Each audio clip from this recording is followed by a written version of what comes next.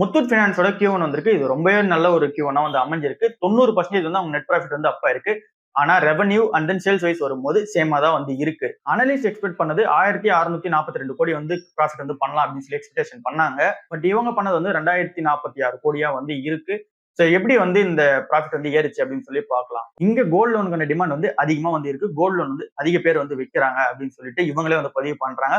Personal லோனா போனோம் அப்படின்னா அதுக்கு வர இன்ட்ரெஸ்டோட கோல்ட் லோனை வந்து இவங்க வச்சுட்டு போயிடலாம் அப்படின்னு சொல்லிட்டு எல்லாரும் கோல்ட் லோனுக்கு வந்து வராங்க.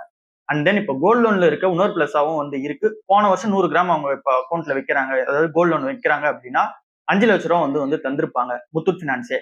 ஸோ இப்போ அதே 100 கிராம் கோல்டு வைக்கிறாங்க அப்படின்னா 6 லட்ச ரூபா வந்து தராங்க. ஏன்னா கோல்டு பிரைஸ் வந்து லாஸ்ட் 6 மாசம் நல்லாவே வந்து ஏறிடுச்சு. அதனால இவங்களால அதிக அமௌண்ட் வந்து தர முடியுது. 100 கிராம் ஆஃப் கோல்டுக்கு போன வருஷம் எவ்வளவு கொடுத்தாங்களோ அதை விட அதிகமா வந்து தர முடியுது. ஸோ அதனால யாரும் பர்சனல் லோன் போகாம கோல்டு லோன் வந்து வைக்கிறாங்க. இது இந்த கம்பெனி வந்து பெரிய பிளஸ் அமையுது. அண்ட் தென் இவங்களுமே லோன் கொடுக்கும்போது சேம் அமௌண்ட் ஆஃப் த கோல்டுக்கு வந்து அதிக அமௌண்ட் வந்து தராங்க. ஸோ அப்படின்னும் போது இவங்க பேக்கப்பாவும் நிறைய இருக்கு. அந்த இவங்க ப்ராஃபிட் வந்து நிறைய பண்ணிக்கிறாங்க. இந்த ரீசன்ஸ் எல்லாமே அமைஞ்சுதான் கோல்ட் லோன் வந்து ஒரு பெரிய பிளஸ் அமையுது. அது வந்து நெட் ப்ராஃபிட் வந்து 90% வந்து அப்பாதுக்கான ரீசனா வந்து அமையுது. அண்ட் தென் இந்த கம்பெனியுமே ஒரு கேபிட்டல் இன்ஃபியூஷனா வந்து 700 கோடி பண்ற பிளான் வந்து இருக்காங்க. அதுல 500 கோடி வந்து முத்தூட் மணின்ற நிறுவனத்துல வந்து லான்ச் பண்ண போறாங்க.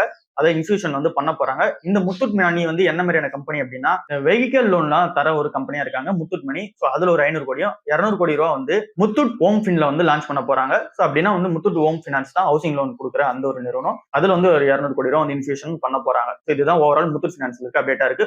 ஸ்டில் ஓவர் பிரைஸ் தான் வந்து இருக்கு.